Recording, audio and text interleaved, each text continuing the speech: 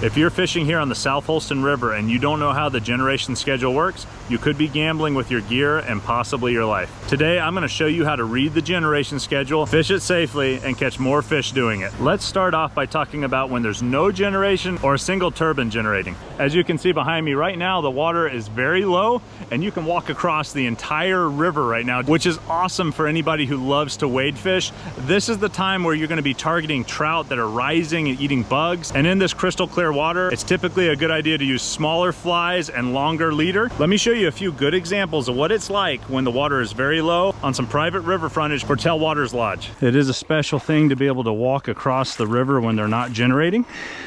So it shows you just how powerful it is. If you like to wade fish, to know that you've got private river access here at Tailwaters Lodge is pretty amazing. They're here eating, guys. They're here. Just trying to get it where I can catch them. Fish on. Here we go. He's buried himself in some muck. We may have to go get him. There he is. It's a little brown trout, guys. Let's see if we can get him in. Oh, this is exciting. Let's see if we can get him in. Oh, he's not ready. He is not ready. Okay, got him on the surface. Yes, in the net, guys. And I just caught my first brown trout on the fly here at Tailwaters Lodge on the property. Oh, that was so cool. And look how beautiful he is, guys. Let's go ahead and let this guy go. And away he goes. What I've noticed is that trout love to stage up in little pools and runs, and they will quite literally come up and eat in a specific spot. So this is a great time of year to be fly fishing and doing dry flies. And once you key it in, that can be a very fun thing. I've enjoyed that myself out here on the South Holston River. And I know when you're planning your trip, a lot of people, they're looking forward to being able to get out on the river, do some wade fishing and enjoy that topwater bite. And this is the perfect scenario for that. But like I said, here in a few minutes, the fishing completely changes because once the water comes up, the fish become a lot more aggressive and are willing to chase bigger flies like streamers or even plugs. If you hear behind me, this is the alarm that they raise. This is the siren you're gonna hear as they start to release water from the dam. If you hear this sound, that means you have a little bit of time to get out of the water. So if you're wade fishing, it's a good time when you hear that siren to go ahead and make your way back onto land so that you don't get in trouble when that water comes up. So guys, I'm down here at the base of the Weir Dam. The siren just went off. I've set up my SLR here. And what we're gonna do is get a really cool time lapse to show you what it looks like as the water comes up.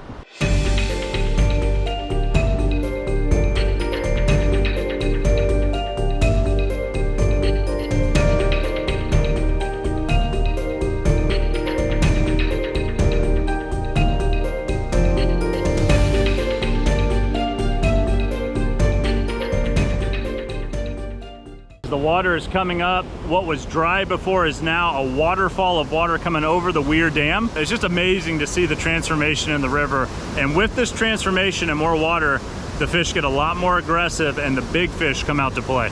All right, as you can see behind me, we've got generating water. The water has come up. It's no longer wadeable. Now you have to fish a little bit differently. One of the ways you can do that is on a drift boat. You can still fish from the bank, but of course you do have to switch up your tactics. Now we're using more of the streamers. We're using plugs, different things like that, depending on what style of fishing you're using. Let's talk about what happens with the trout. So as the water comes up and they release water from the dam, it actually triggers a bit of a feeding frenzy. So let's talk about why. So the surge and flow actually creates a bit of a disturbance on the bottom of the water that churns up everything and moves things around. So things that were normally hiding below rocks are now being dislodged. Fish are starting to shoot around and dart around. They're not in safe spots like they used to be.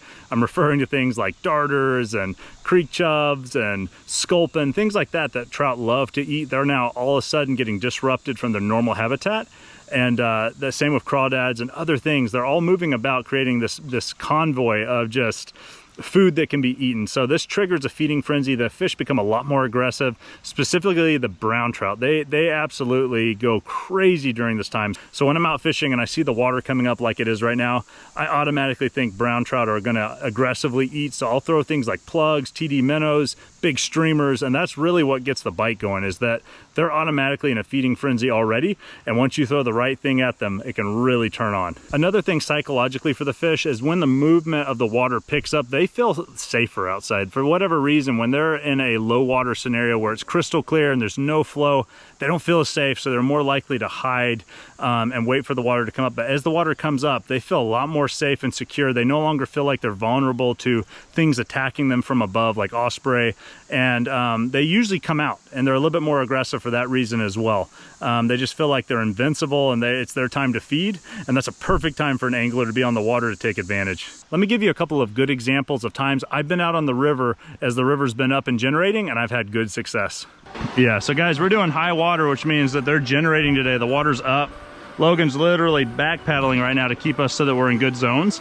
It is 20-pound test that we have on this fly rod today. One of the goals, at least from my short experience doing streamer fishing, one of the goals of streamer fishing is to honestly try to hit near the banks where there's more slackish water and pull it into the main current. That seems to be a pattern that the trout really, really like. And so that's kind of our goal today, is to be shooting under trees, shooting back into soft water areas, and just seeing what we can pull out. And you never know. I mean, this is what we're doing today is giant hunting. We're going after big fish only. Most trout are not going to come after this thing. In fact, some of them will be afraid of it. Oh yeah, yeah, yeah. Yep. Oh, big fella came out and tried to eat him. He did. He's still there. He's still there. He's all over it. He's all over it. Look at him, look at him. You see him? The lighting is perfect. Pre-storm. I mean, yeah, got him, fish on.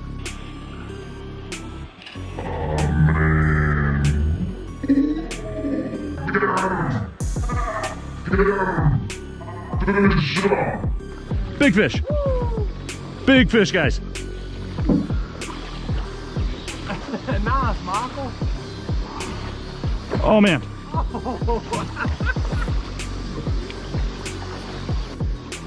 Give him the business. Oh my gosh, guys, big brown. And he is fighting me. Oh, that is a monster. He's huge. He's huge.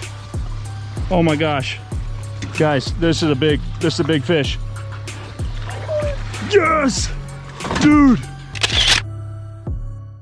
Now, when it comes to reading the TVA app, I want to turn it over to my good friend Logan Shell. He happens to be a professional guide here on the river. He works with the South Holston River Company, and I interviewed him about how to read the app so that you can successfully plan out your day.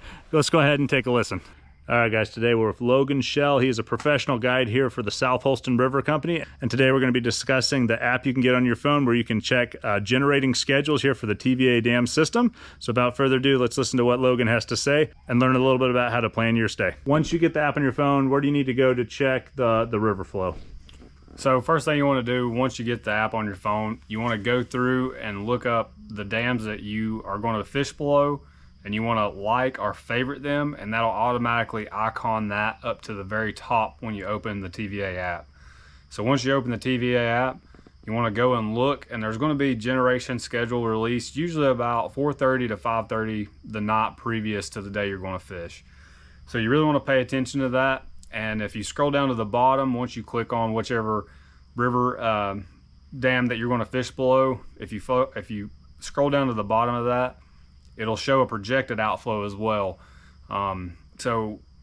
Usually if they're not going to generate, it'll show a projected flow of like 10 CFS for South Holston and usually a 240 for Wilbur, which is Watauga tailwater.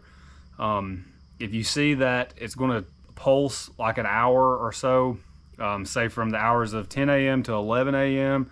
on South Holston, for that hour, usually the water levels will rise up around 10:45 a.m.